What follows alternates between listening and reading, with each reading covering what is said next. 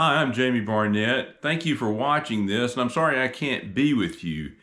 As I may have told you, I'm a retired Rear Admiral. I served 32 years in the Navy and Navy Reserve. I was on the ground in Desert Shield, Desert Storm. My last jobs were Director of Naval Education and Training in the Pentagon, and also Deputy Commander of the Navy Expeditionary Combat Command during the heights of the war in Iraq and Afghanistan. I'm currently serving as an adjunct professor of national security in the Ole Miss Center of Intelligence Security Studies, although I'm not teaching this particular semester. And that national security aspect will be important to what I say later on. So in the Pentagon, we used to talk about the bottom line up front. So I'm going to give you the bottom line up front here. Is I'm endorsing Cliff Johnson for the 1st Congressional District of Mississippi. He's a great person. I'll talk more about him in just a minute. I also am a great admirer of the other candidate in the race, Mayor Kelvin Buck. If he won the primary, I would be all in for him. I think it's great that we have two great candidates in this race. But to me, one of the most important things this year is winning in a very hard red state. And I think Cliff has a great opportunity to do that. I'm also endorsing Scott Cologne to take on Cindy Hyde-Smith, and it's for some of the same very reasons, that national security.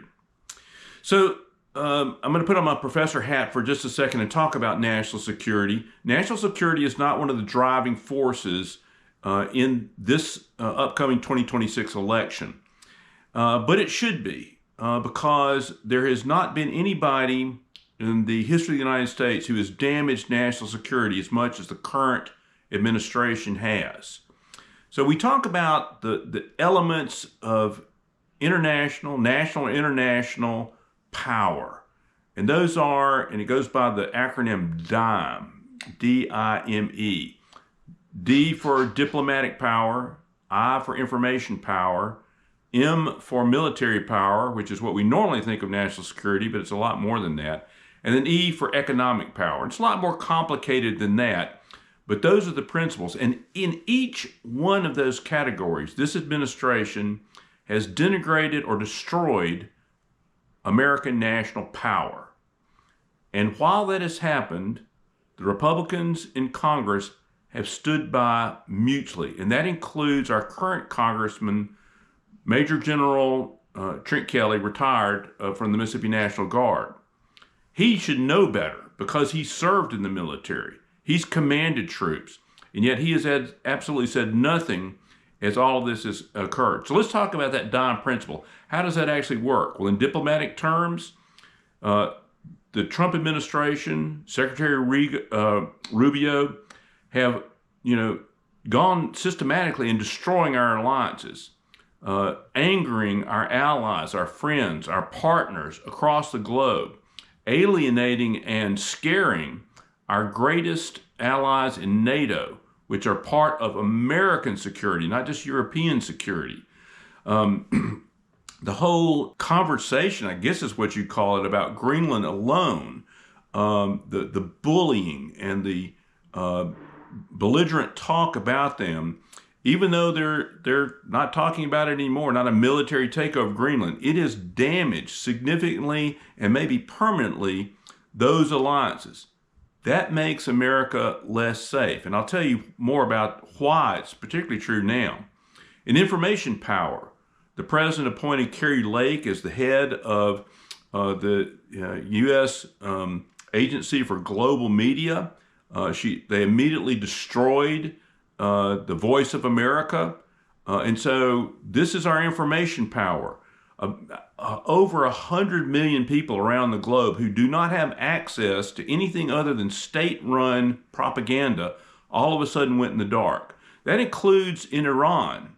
And the Trump administration through Carrie Lake has been scrambling to stand that capability back up. They've had to rent broadcast radio equipment in order to get broadcast into Iran. So it won't be as effective because people have stopped listening. They stopped relying on it. And so our information power has been denigrated. On economics, with all of the things that President Trump and his administration have done on tariffs, it is really harming our economy. And then military. So for the past few presidential administrations, Republican and Democratic, and even including the first Trump term, the primary threats in the world have been listed as China, Russia, Iran, North Korea. We also have been concerned about terrorists around the world. In all of that, none of the times have they mentioned Maduro or Venezuela. And so what we should be focusing on is those things that are the greatest threat. But the Trump administration has taken the eye off ball and devoted an incredible percentage of our readiness and our naval and military forces to the Caribbean. So much so that as we are concerned about what goes on in Iran, they had to pull the USS Abraham Lincoln out from its duties in the Indo-Pacific to take it to the Middle East. Well, that is taking the foot off the base for our monitoring of China, the South China Sea, and what they're doing in the Straits of Taiwan. The other thing that I would want you to understand about our military readiness is it's like a bucket. You fill it up with readiness. That readiness is training, maintenance, all of the materials that we need, all the fuel that we need, all the supply lines, the ships that go out to take it to our carrier group, that take more supplies to our Army, our Air Force, the weapons that they use. And when you use that for something that's not important, it takes a while to fill that bucket back up. And that's exactly what has happened as we've sent the USS Gerald Ford Carrier Strike Group and other assets to the Caribbean, to something that is really not significant in our national security interests. As a matter of fact, it wasn't even successful. We used all of that to get one man and his wife and bring them to justice. There's nothing bad about it. Nobody's for terrorists, narco-terrorists like Maduro, but the regime is still intact. It's still operating. We really didn't have any effect on what the stated goals of the administration were. And so that is of major concern to me, where we're using readiness and not achieving our goals. All right. That's one of the things that motivates me, that so many things to worry about right now. But with national security, that's a major piece. And you see the Trump administration exiting 66 world organizations. We're abdicating national leadership. And don't even get me started on Ukraine. Ukraine is important to our security, to Europe's security, and we're appeasing Putin, who is a dictator who is intent on reestablishing a Russian empire. In all that time, Trent Kelly has really not stood up to the administration, has not counseled. Is he doing something behind the scenes? Maybe so, but we're not seeing any effect from it. And so he is ineffective. This major general, retired, is ineffective in Congress at protecting our national security. That's why it's time for a change. Cindy Hyde-Smith is the same way. She doesn't have as much reason to know about national security, but she apparently doesn't know much about national security because she has not spoken out against what's happening to our military and to all of the elements that make up our national security.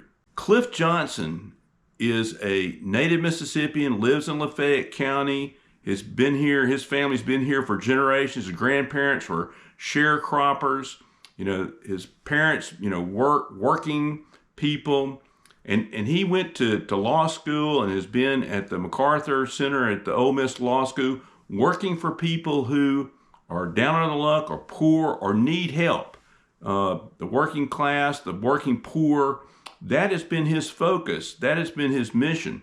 And now he'd like to go to Congress for us and stand up for us. And so I know that he has the ability to speak truth to power. And that's what we need in this moment. I'm really impressed with his stances on things, his ability to advocate And I might mention too, while we're talking about people standing up for Mississippi, Scott Cologne has been a municipal judge, a judge in other sense. He's been a prosecutor. He is, gone after. He's big on law and the rule of law. We need people right now who are in favor of the rule of law. So for these reasons, I'm endorsing Cliff Johnson for the 1st Congressional District of Mississippi to beat Trent Kelly. I think he's got the best chance. We need people in there who can understand, that it's a time to speak up, to preserve what we have, to make sure that we get back on the road to progress. And Cliff Johnson and Scott Cologne can do that. And I hope that you will turn out in March to vote in the Democratic primary, and that you'll encourage other people to do so and to support them. And we may not have much money right now, but any money that we can devote to these campaigns, it's incredibly important. Think what it would mean if Mississippi could send a Democratic congressman, in addition to Benny Thompson, Democratic congressman, and a Democratic senator in this period of time. Thank you so much. I hope you will, let me know what you think about this, and I encourage you to read my Substack, Jamie's Opinionated, Opinions Aided by Facts, and I'll put that on the screen. And thanks for listening, and best wishes to all of you.